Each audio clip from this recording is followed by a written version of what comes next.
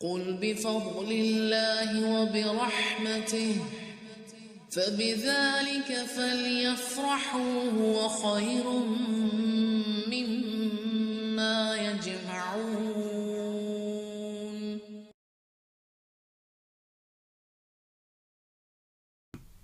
پھر آپ دیکھیے کہ اس میں ہم نے جو صفات دیکھی ہیں تو سب سے پہلے نماز میں خشوع کی بات ہے ایمان لانے کے بعد، یعنی کامیابی کا نقطۂ آغاز ایمان لانے سے ہی شروع ہو جاتا ہے، اور پھر اس کے بعد نماز کا خشوع۔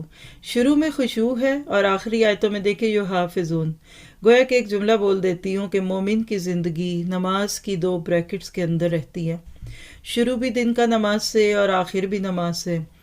فجر کے وقت سویا نہیں رہتا اور عشاء کے بعد جاگتا نہیں ہے، یہ کامیاب زندگی کے راستے ہیں۔ اور خشوع کہتے ہیں ایسا خوف جس کا اثر جسم پر محسوس ہو۔ حضرت علی رضی اللہ عنہ نماز سے پہلے ان کا رنگ بدل جاتا تھا، جسم نماز کے دوران کانپتا تھا۔ لوگوں نے پوچھا کہ آپ کے ساتھ ایسا کیوں ہوتا ہے، تو کہنے لگے کہ یہ احساس شروع ہو جاتا ہے کہ بہت بڑے بادشاہ کے دربار میں کھڑا ہونے والا ہوں۔ کیا آپ کی میری کوئی ایک بھی نماز اس طرح کی ہے؟ خاشعین کی نماز وہ ہوتی ہے جو مکمل اچھے طریقے سے نماز پڑھتے ہیں، ان کا دل بھی ڈر رہا ہوتا ہے، ان کا حال بھی ڈر رہا ہوتا ہے۔ عام درجے کے نمازیوں کو مصلین کہتے ہیں، جس کا ذکر آگے ہم پڑھیں گے کہ ما سلککم فی السقر، وہاں وہ یہ نہیں کہیں گے خشوع نہیں، تو وہ کہتے ہیں لم نک من المصلین، ابتدائی درجے کے نمازیوں کے لیے آتا ہے۔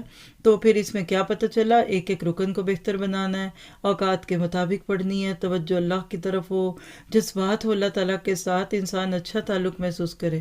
اب جب ایمان کے بعد نماز ہے، جب نماز آتی ہے تو آپ دیکھیے اگلا مرحلہ کیا ہوتا ہے کہ لفظ اجتناب ہوتا ہے، کیونکہ نماز بھی تو ہماری خواہشات پہ قابو کا نام ہے نا۔ ہم کھا نہیں سکتے، سو نہیں سکتے، بول نہیں سکتے، حالانکہ دل بہت کرتا ہے ان چیزوں پہ، تو دن میں 5 بار جب پریکٹس کی تو شہوت پہ قابو آیا، تو زندگی سے لغو نکل گیا۔ جب لغو نکلتا ہے تو مال بہت جمع ہو جاتا ہے، تو پیسہ جب پاس آیا، ایکسٹرا مال آ گیا تو زکوٰۃ دینے لگ گئے۔ اور یہاں تزکیہ کے معنوں میں زکوٰۃ، کیونکہ مکی صورت ہے، کہنا چاہیے کہ مومن کی زندگی کا یہ ایک نقشہ ہے جو آپ کے میرے سامنے ہے۔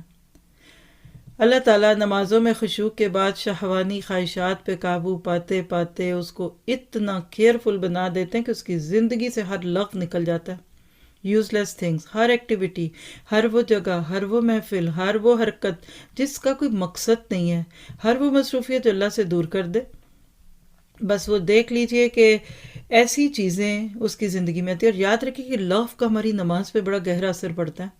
جو چیز دیکھ کر جائے نماز پر کھڑے ہوں گے، جہاں سے آ کر فوراً نماز پہ کھڑے ہوں گے، اسی کا اثر، اسی کی تصویریں دماغ میں آتی رہیں گی۔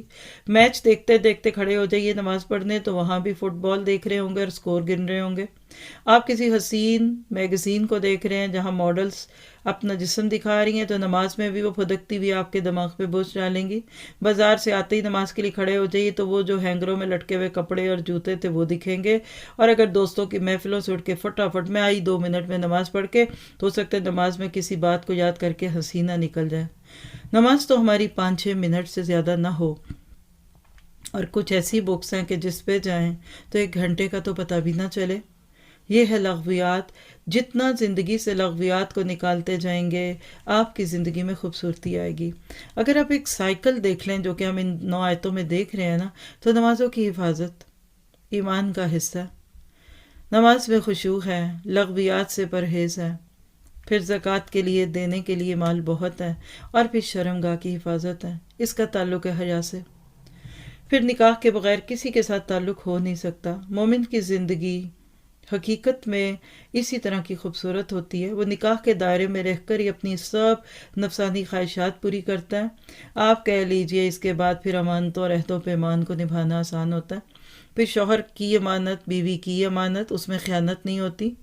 بچوں کے معاملے میں انسان کیئرلیس نہیں ہوتا، اور باقی ذمہ داریاں آسن درجے پہ پوری کرتا ہے۔ یہ نہیں کہ کہہ تو دیا لیکن دل میں یہ کہ میں تو نہیں کر سکتا، اور اس طریقے سے انسان ایک ایک ذمہ داری کو نبھاتا ہوا اس دنیا سے چلا جائے گا، گویا کہ ان 10 باتوں پر عمل پوری شریعت پر عمل کے مترادف ہو جائے گا۔ اب آپ اور میں اپنے بارے میں سوچ لیں کہ ہم کیا سوچتے ہیں۔ کیا جنت الفردوس میں لے جانے والے میرے اعمال پورے؟ آپ اکانومی کلاس میں ٹکٹ کر لے لیں، سفر کر لیں یا فرسٹ کلاس میں کریں، تو اگر آپ اور میں آج سے گول یہ بنا لیں کہ جانا ہم نے فرسٹ کلاس میں، تو پھر فلاح کے لیے محنت تو کرنی پڑے گی۔ اللہ تعالیٰ آپ کے میرے لیے آسان کر دے۔